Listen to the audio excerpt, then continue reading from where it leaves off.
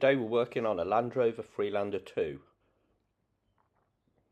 We're checking the RF module. First of all, locate the RF module behind the rear interior light panel. You can just see the module located here, normally fixed with double-sided tape. Remove the module and connect the TDB023 into the harness.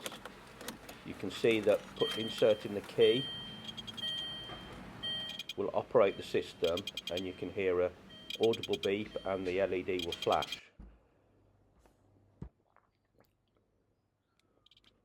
If you connect the module into the loom and press the key, you'll also see the LED flash and sound, thereby fully checking the system and confirming that the wiring and the module is working okay.